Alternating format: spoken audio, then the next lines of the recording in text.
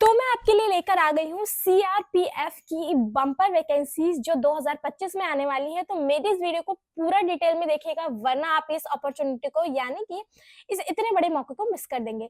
तो सीआरपीएफ तो हर कोई जानता है होता क्या है, सेंट्रल रिजर्व पुलिस फोर्स, और एक ऐसी वैकेंसी है जिसमें आधे से ज्यादा लोग बड़े ही आसानी से अप्लाई कर सकते। तो चलिए मैं आपको इसके बारे में पूरी जानकारी देती हूँ। तो वैकेंसी है ये सीआरपीएफ भारतीय 2025 की, और ऑर्गेनाइजेशन का नाम तो मैंने आपको बता ही दिया था, central reserve police force. Post name में जो आ रहा है वो कांस्टेबल ट्रेड्समैन है। यहाँ पे जो टोटल पोस्ट यहाँ पे बताई गई है वो 12,158 है।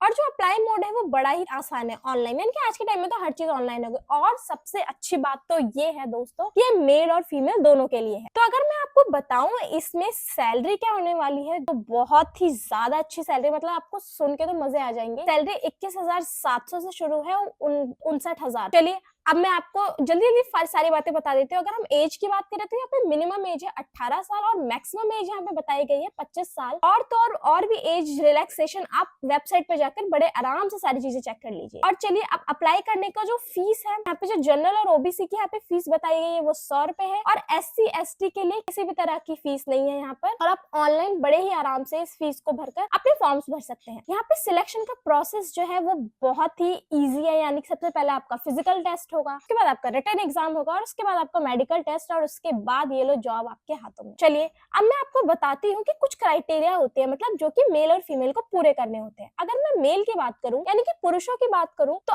उनको क्या करना है, उनको 1600 मीटर उनको भागना है, जो कि 7 मिनट 30 सेकंड के अंदर उनको उसे पूरा करना होगा। लॉन्ग जंप है यहाँ पे 11 फीट की, जिसमें आपको 3 मौके मिलेंगे। और हाई जंप है यहाँ पर 3 फुट 6 इंच की, उसमें भी आपको 3 मौके मिलेंगे। चलिए अब हम महिलाओं के बारे में बात करते हैं। महिलाएं 800 मीटर भागेंगी, जो कि उनका भागने का जो समय सीमा होगी वो 4 मिनट 45 सेकंड होगा। और लॉन्ग जंप यहाँ पे 9 फीट है, उसमें भी आपको 3 चांसेस मिलेंगे। हाई जंप यहाँ पे 3 फीट, यानी कि थोड़ी सी यहाँ पे औरतों को थोड़ी सी आसानी है, यानी कि आदमी को हाई जंप था 3 फीट 6 इंच का, और औरतों को यहाँ पे सिर्फ 3 फीट तक हाई जंप करना है, और जिसमें उनको 3 मौके मिलेंगे। और अगर मैं आपको बताऊं फिजिकल स्टैंडर्ड एग्जामिनेशन की, तो उसमें मेल का जो हाइट है वो 165 सेंटीमीटर होना चाहिए, यानी कि मैं बता रही हूँ आपको कि हाइट और चेस्ट कितना होना चाहिए। जो पुरुष है उनकी जो हाइट है वो 165 सेंटीमीटर होनी चाहिए, जो फीमेल्स है उनकी 155, और चेस्ट जो है वो 75 से 80 सेंटीमीटर बताया गया। और फीमेल्स के बारे में इस चीज के बारे में नहीं बताया गया। चलिए अब हम क्वालिफिकेशन की बात करते हैं। क्वालिफिकेशन बहुत